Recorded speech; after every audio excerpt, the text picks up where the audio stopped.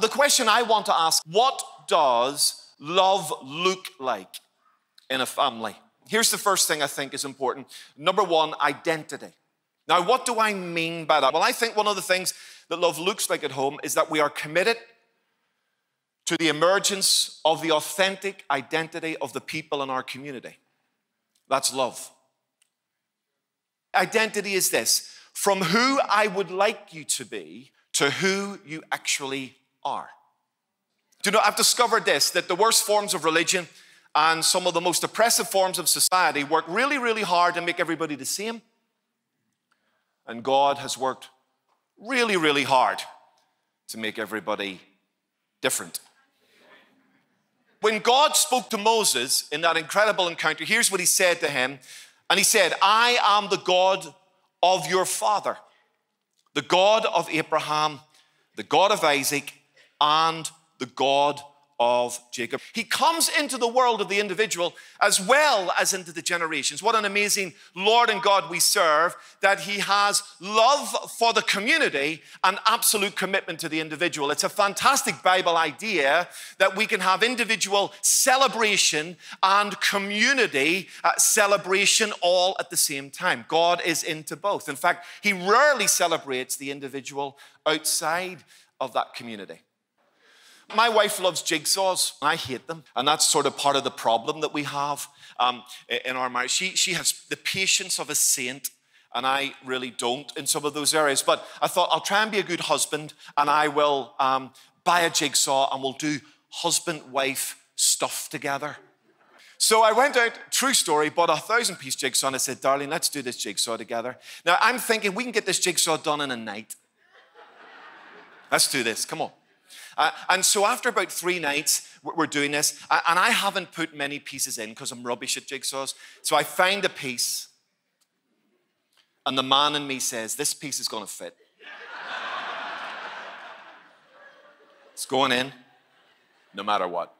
And so 20 minutes later, not exaggerating, I'm not making this up, I could not find this thing to fit. And so I lost my way. And I just started jamming it in, right? And my wife said to me, whoa, John, what are you doing? I said, darling, I'm just trying to help you do this jigsaw. She said, you're not helping. I said, but I want to make this fit. But she said, it doesn't fit. Leave it alone. And then she said to me, and she's just a beautiful woman, she said, tell you what to do. Put the jigsaw down, go and watch football. Leave me alone. And actually what I was trying to do was make something fit that wasn't designed to fit. Can I just say this, and I want everyone to hear this carefully. Squeezing those we love into the wrong shape for their lives is not love. One of my toughest challenges as a dad is trying to not make my kids in my image. Parents, just make sure you're helping your kids be the best they're designed to be and not the best you want them to be. Secondly, instruction speaks of love. We're moving from the words I want you to hear to the actions I want you to watch. You know, it's amazing when your children are younger, you can sort of tell them stuff. Because I'm big and you're small. I'm the boss and you're not. I have the power and you don't. And so you can sort of tell children when they're small. But as they get older, we move into a phase of negotiation.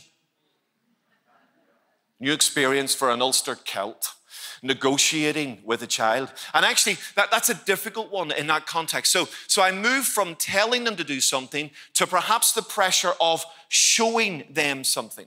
Here's the third thing really quickly I want you to see. We have intimacy. What do I mean by intimacy? From what I want to what you need. Listen, my son. 27 times in the book of Proverbs, you have the phrase, either listen, my son, or listen, my son. Shema beni. One of the strong nuances of Shema is the idea of you've heard something when you do something. Right? So what's the proof I've heard that God is one and that I should love him with all my heart? Well, I place him at the center of everything, and I love him with my whole life. I put everything at his disposal. That's the proof I've heard what he wants. If I don't put him at the center, I haven't heard anything.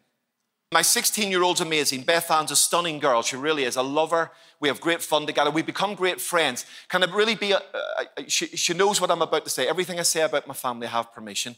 Me and her didn't get on so well when she was younger. That's the truth. We sparked off against each other too much. And I found myself, can I really be vulnerable? And she knows this. We've walked this journey. I didn't like her very much. That's not a joke. I'm being vulnerable with you, being honest. I didn't like her very much. Now, I loved her. I'd die for her. I'd kill for her if I had to. I just didn't like her very much. Is that okay to say that? All right. I'm just being honest. And I had to work through that. I really had to work hard at stuff. Now, as she's got older and I've learned more about her and become more emotionally intelligent around her, we've become better friends. And she's great fun. Now, she's an amazing girl, a brain the size of a continent. She's intelligent, she's feisty, she's funny, and she's the most untidy human being I've ever met. Add to that equation the fact that I am OCD, tidy.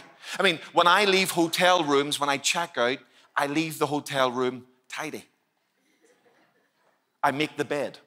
Even though I know someone's going to come in and take the bed linen off and do stuff. That's how weird I am. So my world's paperless. It's neat, it's tidy, it's straight lines. Love straight lines. Love them.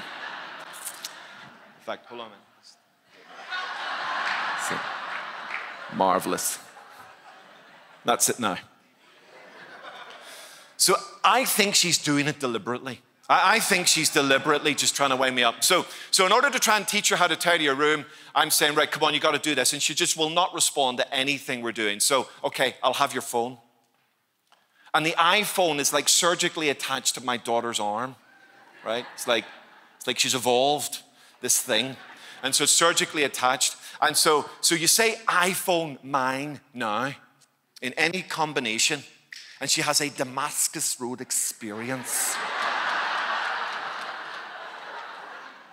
She's upstairs faster than you can say Apple operating system. And she's in her room and she's got it tidy. She's back down, Dad, you want to check my room? The room's tidy. So I go up, check it, sort it out. She says, can I have my phone? You hand back the phone. Now, who knows she hasn't heard anything? Who knows I haven't taught her anything? We're playing a game. She's not changing, she's conforming. Two different things, right? She's conforming to the superpower that is Dad. With iPhone. Listening, that's the hearing listening, is in the context of intimacy. My worst conversations with my children have been at them. We've had some terrible moments, where just the Ulster Celt inside me just will not budge. And then they've got lots of Celtic blood inside them too. So it just becomes mission impossible. And actually, I found my biggest mistakes as a dad trying to help my children, help my world, my wife, and even my mother-in-law, has been when I have spoke to them. When my emotional awareness and intelligence has been so low because I've wanted to get my point across, what I want rather than what they need. So I've had to learn to move away from what I want to what they need. And my most successful conversations with my children and my world have been when we have talked with each other, not to each other. My oldest daughter loved going to breakfast with me. It was one of our things. So we would go once a month to breakfast, and it was like our time. And so from she was 12 years old, took her out, and it became a little bit of a friendship time, a discipleship time. And she, even though we lived in the same house, she would save up all her conversation for that breakfast. It was like just eating while she talked, no. But it was an amazing time of intimacy. And here's what I discovered. I was able to say tougher things in an intimate context than I could have said as Dad. Are you with me?